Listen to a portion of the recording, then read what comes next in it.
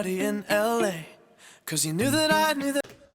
A pop mix with a good guitar tone? What? What's up, YouTube? I'm Joel Wanasek. I am a pro mixer and the co-founder of nailthemix.com. From those of you who want to learn how to mix music. Today, I'm going to break down the mix of one of my favorite pop songs that's come out in the last few years. I just love the song. It's Charlie Puth, Attention. We're going to break it down. I'm going to react to it. Let's dive in.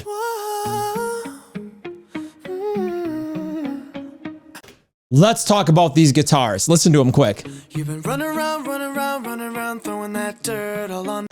All right, here's the thing. Coming from rock and metal production, there's a running joke, you know, it's like a professional jab that rock producers and mixers have with pop mixers, is that none of them ever get their guitar tones right because they don't understand. Like, guitar players are fanatics about tone. Like, tell a guitar player their tone is bad, you're just gonna get punched in the face immediately. I mean, guitar players are fanatics. So the producers on the rock and metal side, they go to extreme lengths and spend many years of their life trying to master guitar production. So what ends up happening in pop mixes is they kind of just get thrown in there because they're really just more of like a background element, like a synth. And very rarely do you hear a guitar tone in pop that's actually considered good by people that care about guitar, right? I don't think anybody in pop cares about guitar, but guitar players care about guitar, and so do people that do rock and metal. Now, that being said, the guitar tone in this song, I freaking love it. I think Manny Marroquin, who mixed this, absolutely nailed it. I love this tone. I think it's great. You know, it's EQ'd really well. It's got a nice slight verb on it. It just sounds good. I know it's just a simple clean, but it's a sick guitar tone. Like, you can't deny it. It's a good guitar tone, and that is not something I get to say every day in a pop mix, so bravo. Like, I get so jacked on it. Now let's listen to vocals. I knew that I'd call you up. I love how the vocals are mixed in this song. It's really cool because Charlie does a lot of like mid-range singing, and then he goes to falsetto. And it's a hard vocal dynamic to mix as a mixer because, you know, there's such a change in frequency range and octave and just like the way the voice sounds. It goes from being airy to mid-rangey. Now, there's a decent amount of 2 to 3K in the voice, you know, like that natural mid-range. But what he's chosen to do here on the mix side is to put a ton of air and breath in the mix. So the falsetto and the main vocals always carry that airy consistency in the rest of the mix. And it works beautifully when the rest of the mix comes in. So pay attention to the top end of the vocal. I know that dress is karma, perfume regret. You got me thinking about when you were. Okay, these production elements that come in, you've got a synth pad that's very rolled off. It doesn't have a lot of top end on it, which is cool because, again, right now the mix, you know, the guitars are in the mid range. There's not a lot of top end on. The synth comes in. There's not a lot of top end on those. They're in the mid range. There's a very gentle like sub kick drum thing, but it's not super subby. But the vocals are just totally up in the air spectrum of the frequency mix. Like, there's nothing else up there. It's just vocal air, which really makes it stand out. And it's a very strategic mixing move, and it makes it sound great. You just want attention. You don't want my heart. Yeah, that bass. Maybe you just. Let's talk about the bass and the kick. I love him in this song. It's super, super, super cool. Now, the kick drum isn't very subby. And there's not like a ton of bottom end, but there's a nice tight bottom end. It's kind of pillowy, meaning it doesn't have a lot of click or snap to it. It's very rolled off. You know, there's a bit of a knock to it, kind of like you're knocking your chest, right? It's just a nice mid-range sound with a nice tight bottom.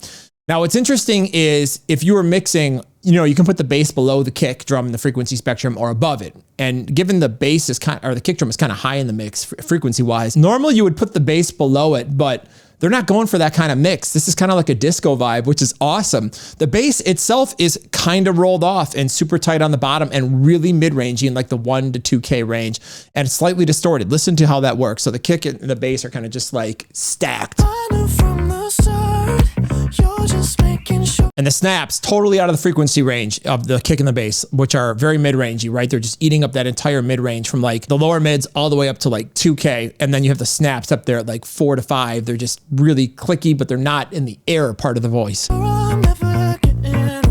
It's just great, like frequency, you know, like lining up the frequencies and getting everything to sit and fit. Running around throwing that dirt all on my name.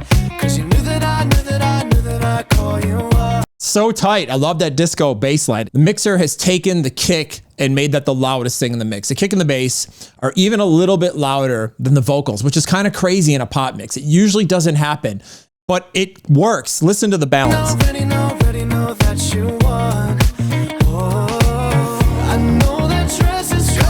it's just slamming up on top. Like, it sounds awesome. It really gives it a lot of energy and a lot of movement. You know, it's going to be great if you're out at the club or the bar, you know what I mean? It just feels really, really good. Listen to the vocals, right? In terms of how they fit against the kick and the bass. He's maintained that frequency split with the air, meaning the air of the voice stays the same through the whole mix. It's like you've got the mix, right? If you picture the frequency spectrum like my hand, and then the air of the vocal just kind of sits up here all by itself, uninhibited. There's nothing else in that frequency range that's really competing with that. And it just makes this super slick, super sleek vocal sound. You know, it gets everything else out of the mid-range. There's not really a lot of pads or anything like that. They're kind of buried. And there's a lot of bottom end energy. So we're getting a ton of prioritization on the groove and a ton of prioritization on the top end of the vocal. I love the vocal effects in this song too, because there's like subtle delay and reverb in a way that's really complementary. Like, it doesn't sound super ambient, but it's just enough ambience where there's this subtle tail.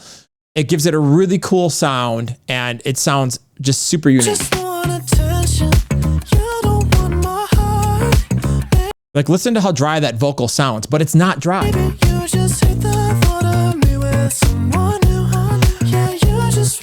You can even hear it a little bit more when the dubs come in on the stereo side. If you're listening on really good speakers and headphones, you can hear this. If you're just jamming like in your car, you may not hear it so good, but there's just a subtle verb and it sounds dry. And the song never gets too wet, but when it does, it just opens up.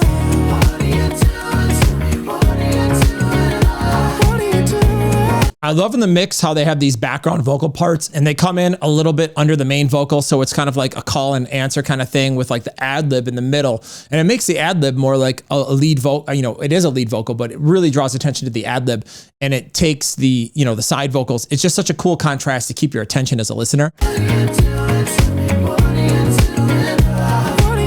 And I just go back and mention that that guitar tone is still badass.